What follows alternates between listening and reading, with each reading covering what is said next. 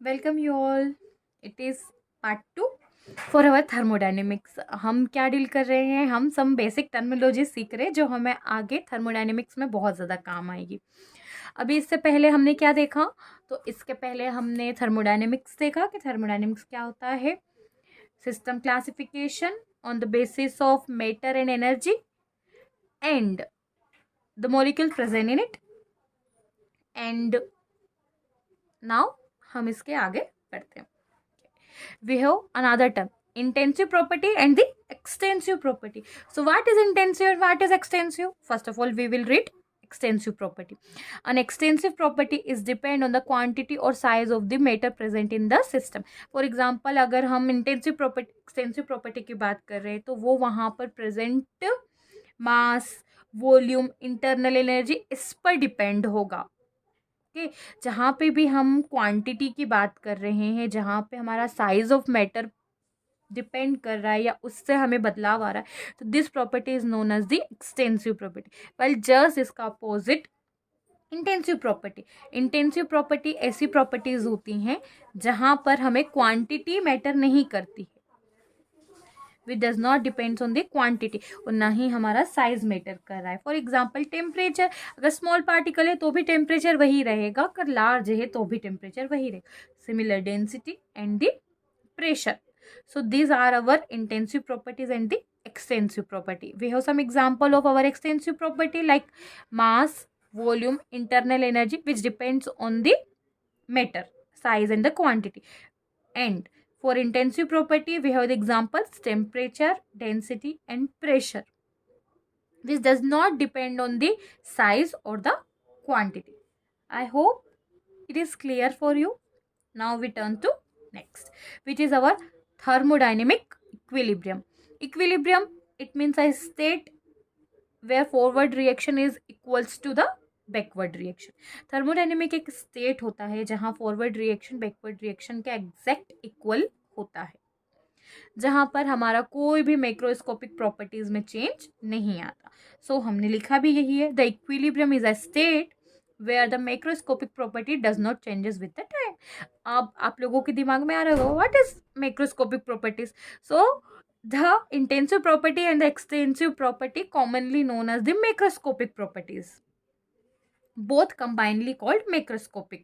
So thermodynamic equilibrium एक ऐसा state होता है प्रोसेस का जहां पर हमारी सारी मैक्रोस्कोपिक प्रॉपर्टीज में चेंज कांस्टेंट हो जाता है, कोई भी चेंज नहीं होता। उस स्टेट को हम थर्मोडायनेमिक इक्विलिब्रियम कहते हैं। Now next is reversible and irreversible process. What is reversible and what is irreversible हमने बहुत बार पहले भी पढ़ा है एंड अगेन हम उससे रिपीट कर रहे हैं।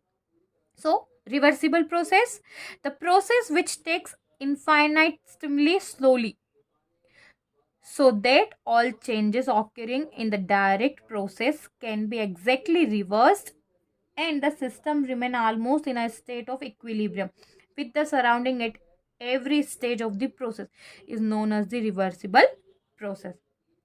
रिवर्सिबल प्रोसेस क्या होता है? सो रिवर्सिबल प्रोसेस हम एक ऐसी प्रोसेस को कह रहे हैं जो इनफाइनाइट, मतलब हम ये कह सकते हैं कि जैसे कंप्लीशन होने में बहुत ज़्यादा समय लग रहा है, and at each and every point of time they are in equilibrium, this our lines, and the system remain almost, लगभग in a state of equilibrium with the surrounding. Surrounding के साथ ही क्या रहते हैं? इक्विलिब्रियम स्टेट में ही रहते हैं।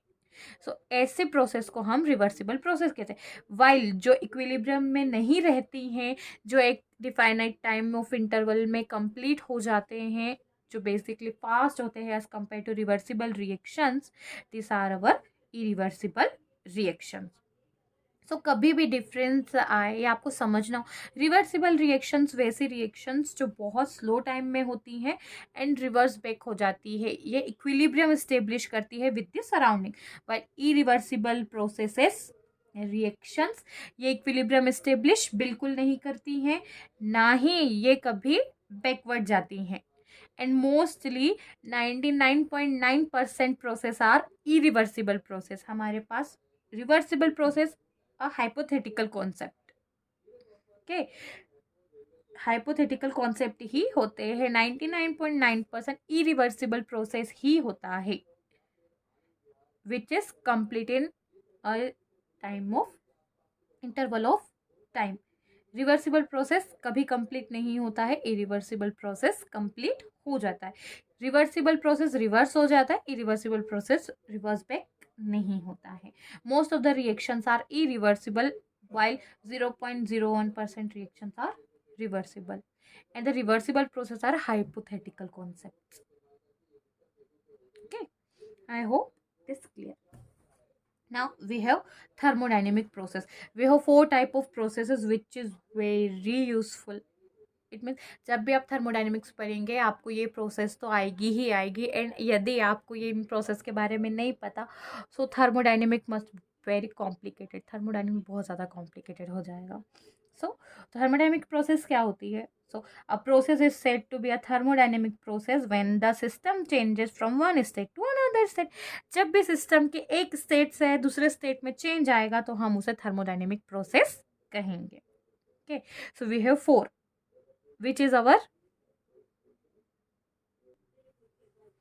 isothermal process, adiabatic process, isochoric process ना isobaric process। One by one हम देखते हैं कि क्या होता है। Isothermal process as is name suggest, name से ही पता चल रहा है कि कहीं ना कहीं थर्मल इट मीन्स टेम्परेचर का रोल है। In the process the temperature remain constant throughout the whole process.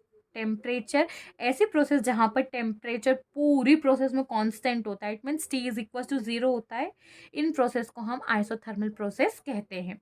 While those processes in which heat is, which is our constant, heat is constant is known as the adiabatic process। ऐसी process जहाँ पर heat में कोई भी change नहीं होता है, ऐसी प्रोसेस को एडियाबेटिक प्रोसेस कहा जाता है। Next is isochoric process. Isochoric process are those process in which no change in volume takes place। Volume में चेंज नहीं होता, it means change in volume is 0। This process are known as the isochoric process, and the isobaric process are those process in which the change in pressure is 0। Pressure में कोई भी बदलाव नहीं होता। So ये 4 process are the basics of the thermodynamics. This 4 process because आगे जो हमारा चैप्टर में आएगा, जितना भी हम पढ़ेंगे पूरा की पूरा हमारा इन्हीं 4 पर डिपेंड करता है। सो आपको जब भी आइसोथर्मल है, आपके दिमाग में सबसे पहली चीज आना चाहिए कि change in temperature is equal to 0। Well adiabatic comes heat is 0, in the isochoric change in volume 0, and for the isobaric pressure changing is 0। I think this terminologies is clear। I made 2 part for the terminologies, part 1 and the part 2। These are the basics of the thermodynamics। Now the actual thermodynamics will start। Stay tuned for the next। If you like this, like, share and subscribe। Thank you।